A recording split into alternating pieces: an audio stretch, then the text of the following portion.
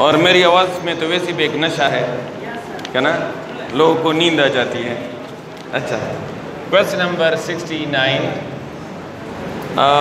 The temperature at which the speed of sound in air is double and the initial temperature is 27 degree centigrade. Okay, तो initial temperature है 27 degree centigrade या 300 kelvin या 300 kelvin. ये कह रहे हैं कि speed becomes double, speed becomes double, so what is the final temperature? So what is the final temperature? तो हमें तो पता है कि स्पीड और टेम्परेचर डायरेक्ट रिलेशन है। स्पीड और टेम्परेचर क्या रिलेशन है? डायरेक्ट रिलेशन है।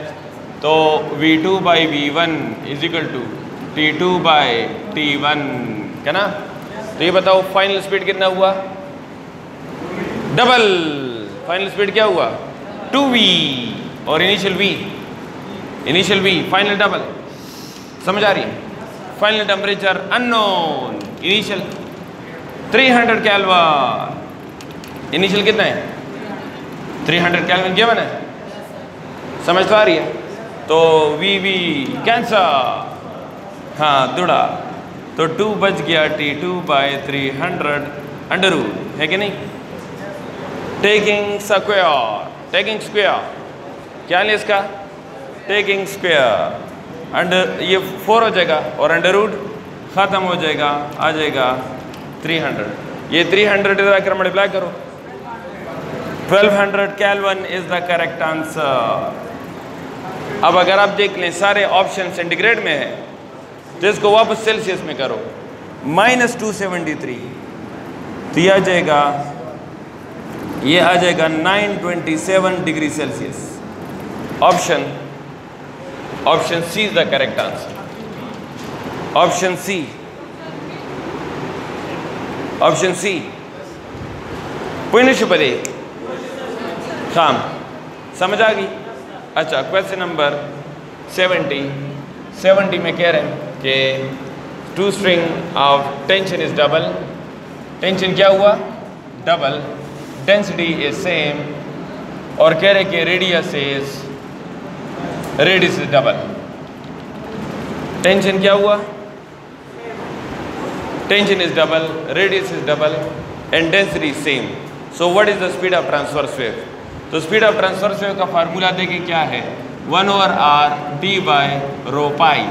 This is the speed of transverse waves, 1/r under root d by rho pi। तो अगर आप देख लें रेडियस कितना हुआ बताओ? डबल। रेडियस कितना हुआ? डबल।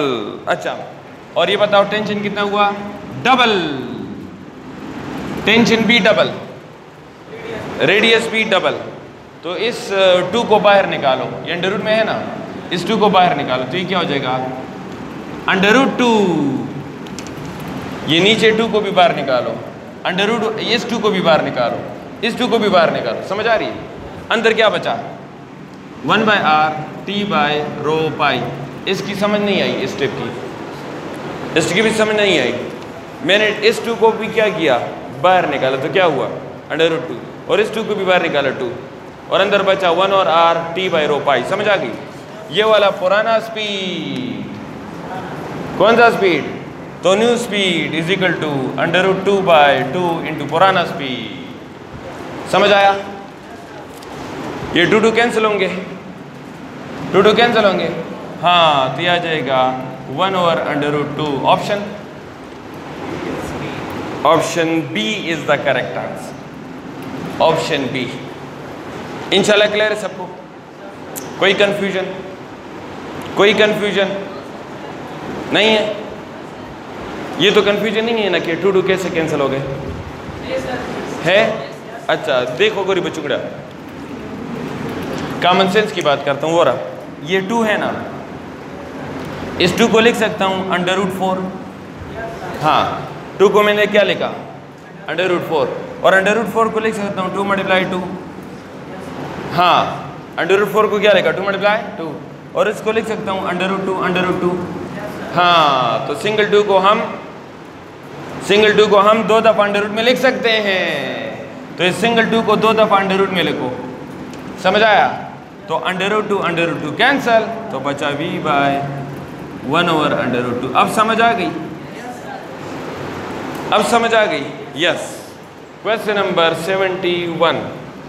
71 का 71 position of note, position of note हमने मालूम करना है। यल्ला खैर दे बच्चों, खैर दे।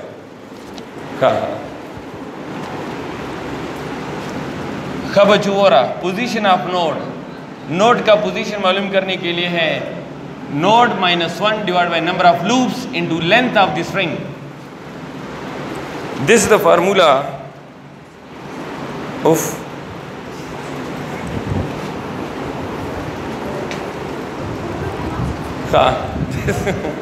this is the formula to find the position of the node। Position of the note मालूम करने के लिए फार्मूला है। तो ये है नोट, दूसरा नोट, तीसरा नोट, चौथा नोट, 50वां नोट, 100वां नोट, जो भी नोट है, और this is the total number of loops और this is the length of the string, length of the. अब बताओ कौन सा नोट मांग रहा है? 50th note. तो इधर 50 पुट करो शाबा, 50।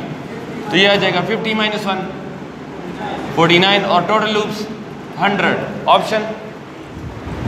Option B is the correct answer. Question number 72 में पोजीशन ऑफ एंटी नोड मांग रहा है। क्या मांग रहा है? पोजीशन ऑफ एंटी नोड मांग रहा है। तो एंटी नोड के लिए है 2n - 1 divide by 2n into L। This is the formula to find the position of anti node in the standing waves. To find the position of anti node in standing waves. तो ये n इसमें क्या है बताओ? n इसमें क्या है? Number of anti node. The small इंसिशर देता गोरा नंबर ऑफ एंटी नोड और द इंसिशर number of loops, number of loops, और this is the total length of the string. तो ये कौन सा एंटी नोड है बताओ? 50th anti node. कौन सा? तो इधर 50 पुट करो शाबा, इधर 50 पुट करो। 2 × 50 100 - 1 99 और इधर 100। समझ आ रही है ना? 100 लूप्स है तो 100 2s are 200। That is the right answer. Option number A is the correct option. Question number 73 okay. In stationery waves वो रे बच्चों एक यो खबर है याद आती। स्टेशनरी वेव्स में 2 टाइप्स है बच्चों। स्टेशनरी वेव्स में ट्रांसवर्स वेव्स हैं। कौन से? ट्रांसवर्स और लॉन्गिट्यूडनल। स्टेशनरी वेव्स में 2 टाइप्स है, ट्रांसवर्स और लॉन्गिट्यूडनल। वो जो स्ट्रिंग वेव्स हैं, स्ट्रिंग वेव्स, वो ट्रांसवर्स है, और जो आर्गन पाइप्स है वो लॉन्गिट्यूडनल है। आर्गन पाइप्स क्या है? लॉन्गिट्यूडनल। तो याद रखिए इधर एंटी नोड पर जो है एम्पलीट्यूड मैक्सिमम होगा। एंटी नोड पर एम्पलीट्यूड क्या होगा? मैक्सिमम। और इधर भी एंटी नोड पर एम्पलीट्यूड मैक्सिमम होगा। एंटी नोड पर एम्पलीट्यूड क्या होगा? मैक्सिमम होगा। लेकिन इधर प्रेशर या stress minimum on the anti node, और इधर pressure is maximum on the anti node. ये जो लॉन्गिट्यूडनल है ये ट्रांसवर्स, ये उल्टा है आपस में। अगर ट्रांसवर्स स्टैंडिंग वेव्स है तो प्रेशर मिनिमम होगा किधर? एंटी नोड पर। और अगर लॉन्गिट्यूडनल है तो उधर लॉन्गिट्यूडनल में pressure is maximum at anti node. Pressure is maximum at anti node. Option D is the correct answer. Option D. और अगर ये ना बताए कि स्टेशनरी ट्रांसवर्स है या स्टेशनरी लॉन्गिट्यूडनल है तो आप लोगों ने स्टेशनरी ट्रांसवर्स लेना है। कौन सा लेना है? Stationary transverse. ओके। जमा पर खबर पोश हुई हाँ दे वक्त के तास वासिम तंगशुई अरसम नहीं हाँ।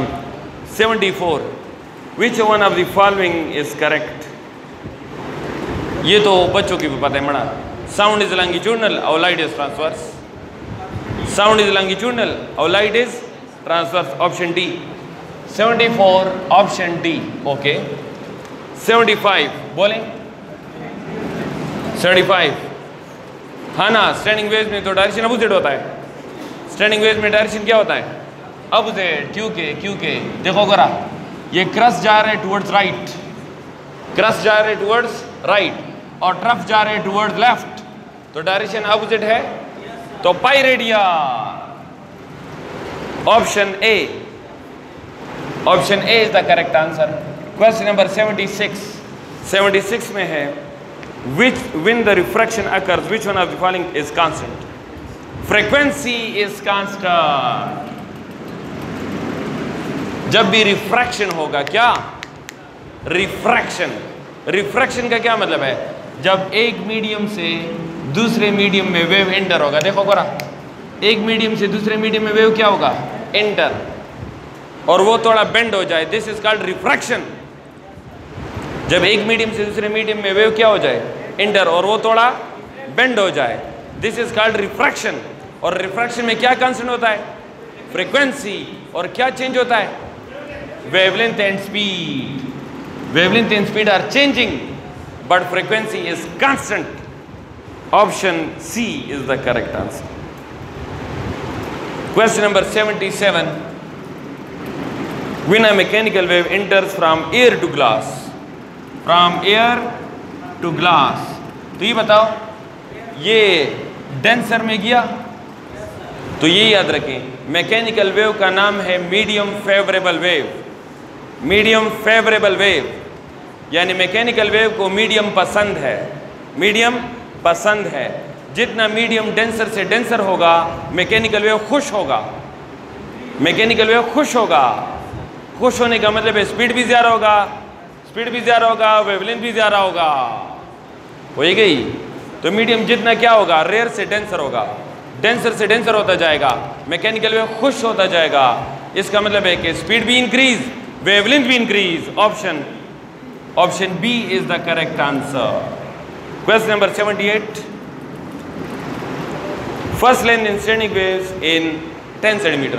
तो याद रखिए बच्चों, length is equal to NL, length is equal to NL in standing waves, पर स्टैंडिंग वेव्स के। और ये n इसमें नेचुरल नंबर है, कौन सा?